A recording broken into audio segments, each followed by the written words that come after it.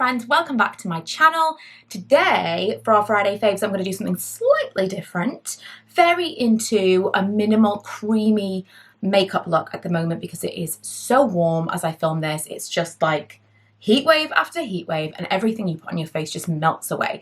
So I'm looking for makeup products that kind of just perk me up a little bit, make me look a little bit fresher, a little bit more even and put together, but it's not a lot of makeup on my face. So I'm currently wearing all of these products on one side of my face and nothing at all on the other side. I don't know if you can really tell, even at all, but it is the ultimate no makeup look.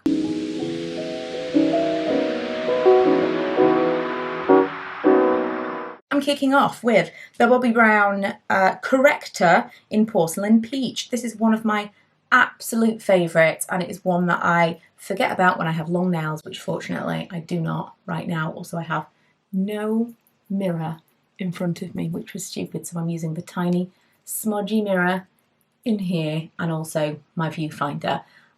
This is the most perfect little pot of just a little bit of something. So it's not heavy, although it's a creamy concealer, it's not heavy, very flattering, doesn't fall into any dryness and fine lines. It just kind of melts into your skin. It's so beautiful. And it's something that I tend to wear like this, like rather than wearing foundation and putting this on top, it's something I reach for when I'm using nothing else or when I just want a little bit of something light on top of, you know, like a blemish or underneath my eyes. It's safe to use this here. It's really not as heavy as you might imagine for a cream kind of pot concealer. The Pixi On The Go Blush Tinted Moisture Stick. I truly have barely used this. I have this in a couple of colours that were sent to me maybe last year, possibly even the year before. Knowing me, it's probably not even available anymore. But this is the shade Juicy. And it says hydrating solid cheek tint to use on cheeks and lips, and they also make a moisture stick, or at least they did, that looks exactly like this, and it is exactly the same texture. So I think it's basically this product, but this is tinted, so it feels super hydrating. Again, it doesn't settle, it doesn't last forever, you know, it's a cream product, and especially with it being kind of balmy, but for that initial perk me up, not a lot of makeup, it's perfect. I'm actually putting a little bit more on this cheek as well because I feel like with this kind of colour I want it to be more on the apples of my cheeks rather than just my cheekbones. Next is from my forgotten favourites. If you watched that video last week, totally forgot this even existed. The NYX Born to Glow. The shade that I have is Sunbeam. This is quite like a hardcore highlight when you get it in the right light. As I was putting it on the other side of my face, I was like, ooh, that might be a little bit too much. But once it's blended in, it's such a gorgeous glow. It kind of reminds me of the, you know, like, what's it called? The Hourglass ambient lighting powders. Like that, but in a cream or a liquid, really. Another product that was sent to me by Pixi a million years ago. This is the Endless Shade Stick, and the colour is Matte Cocoa. So I'm going to just scribble it on my eyeline and then blend it out in kind of like the second half / outer corner, just to give me a little bit of definition, but I don't want it to be kind of like a solid dark eye. These are not creaseless, so again, if you can kind of blend them out as well as possible, they do kind of set, but if you wear these heavy, they're going to crease. Really just looking for kind of to create a little bit of a shadow. Literally eyeshadow.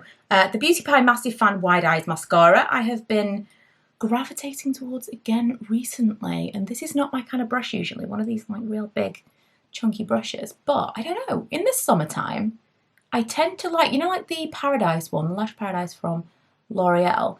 I think that's more of a summer look, you know, like it feels for me like more of a natural just mascara and bright lips kind of vibe. And then the Glossier Boy Brown, is it called Boy Brown? The Boy Brown, the shade I have is brown. Ooh, this is a dangerous thing to do without a mirror. Hang on, I have got a powder compact here. Why am I making this more difficult for myself than I need it to be? I'm usually a pencil brow girl through and through.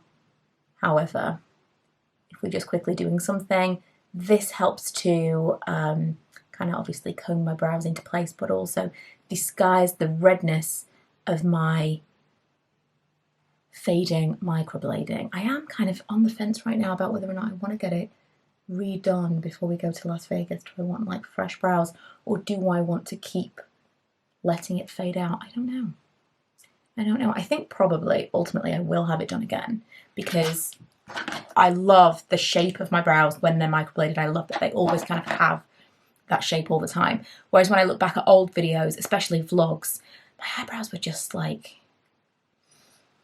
the whisper of a thought of an idea of an eyebrow. The real secret weapon, because I get very oily and my skin is very uneven from the pigmentation that I have.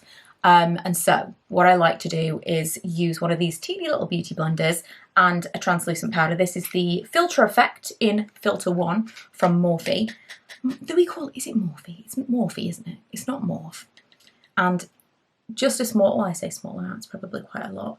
Small amount because it's a small little sponge that I'm using. I do my T-zone and I go over any areas that I don't want to be highlighted, basically. So like I leave all this part, basically all the sides of my face, totally cool. I'm happy for them to be sheeny. This, the like trough under your eye, that for me makes me look kind of more tired because it's indented rather than puffy. It's like the opposite way around, whatever that's called. So I go there, but no further than that with the powder. My pores, this can disguise.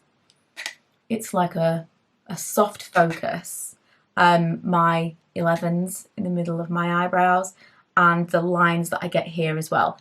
A powder like this is absolutely perfect to just kind of disguise all of that, and it's very, very lightweight. I don't find that as I'm kind of sweating and as it's warm and my makeup is wearing, I don't find that it's like separating and looking terrible, in the same way that if I wore like a full foundation and powder today, my makeup would look terrible at the end of the day. It really truly wouldn't even matter what I was doing, it just would be ugh.